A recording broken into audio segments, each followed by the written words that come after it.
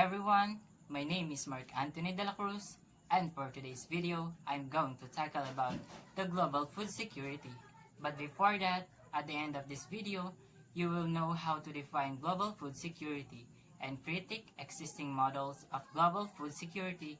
In that case, we can understand the environmental crisis or environmental problem in global food security. At first, let me define the global food security. From the root term, food security means that all the people at all times have physical and economic access to adequate amounts of nutritious, safe, and culturally appropriate foods which are produced in an environmentally sustainable and socially just manner, and that people are able to make informed decisions about their food choices. Food security also means that the people who produce our foods are able to earn a decent living wage, growing, catching, producing, processing, transporting, retailing, and serving food. What is food security? There are two definitions of food security. According to Food Agriculture Organization or FAO, food security exists when all people at all times have physical and economic access to sufficient, safe, and nutritious foods to meet their dietary needs and food preferences for an active and healthy life.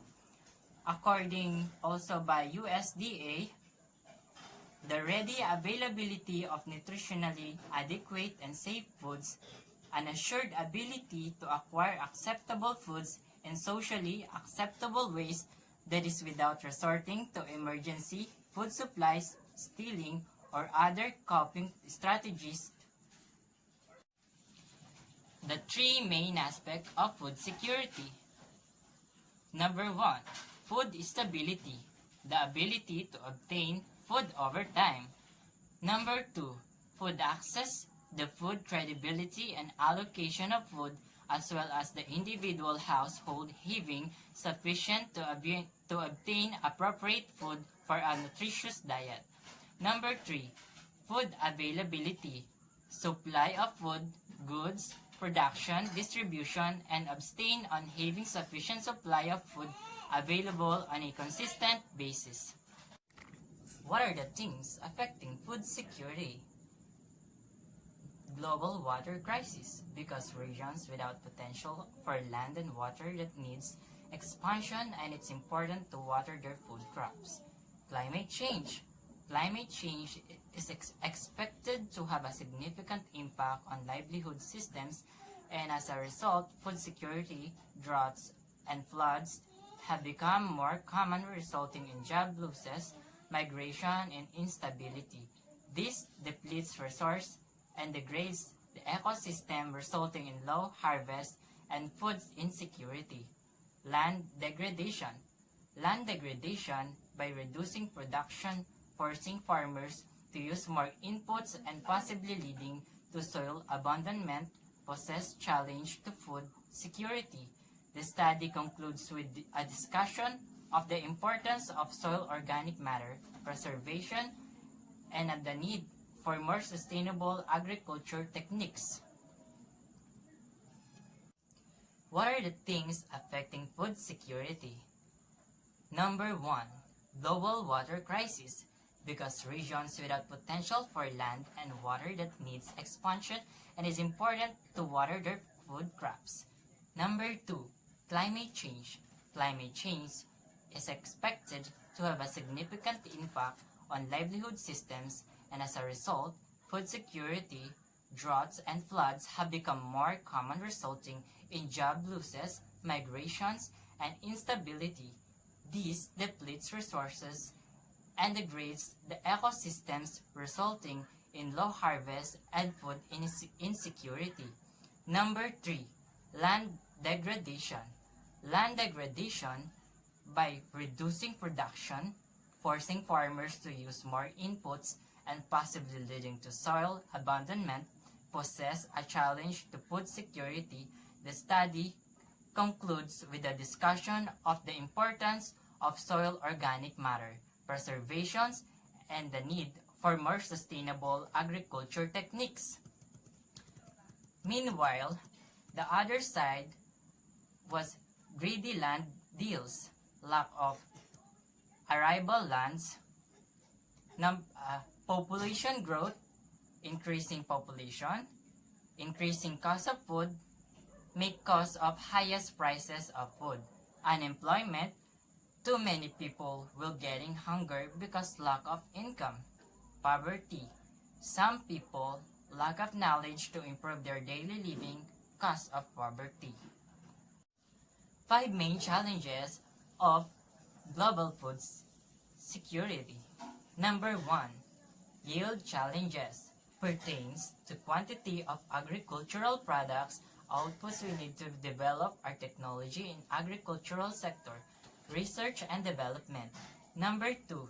Climate change challenge pertains on how we turn lower our time climate change. Number 3. Biofuel challenge. Demand of fuel is increasing. Number 4. Agricultural transformation challenge. Need to introduce to maintain sustainable food. Number 5. Governance challenge. Government need to address global hunger. What are the answers to a crisis in food security? Number 1.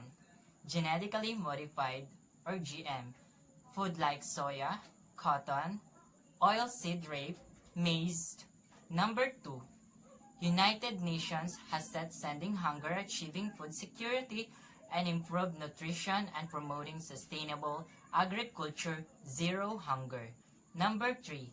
The World Economic Forum 2010 also addressed this issue through the New Vision for Agriculture NVA in 2009, wherein public-private partnership were established environmental sustainability, food security, economic opportunity. What is the main message of global food security? Number 1. Hunger in the world is increasing. Number 2. Crisis exacerbate the situation dramatically. Number 3. Important long-term challenge to agriculture as a source of food and livelihoods. Number 4. Use emerging consciousness to reduce hunger and improve food security governance. Current crisis at the core.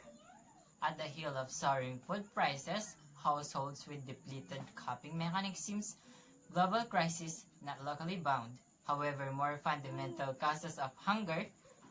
Number of hungry has not fallen below 800 million over the past 40 years, even in times of economic growth and low food prices. Importance of global food security.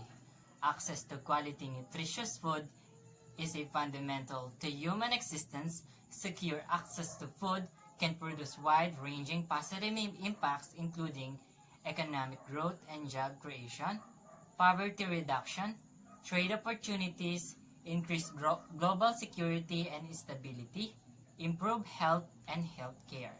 Recommendation: government should develop a new and expanded policy agenda for agricultural extension and communication for rural development, focusing national attention on food security and income generation of the rural poor.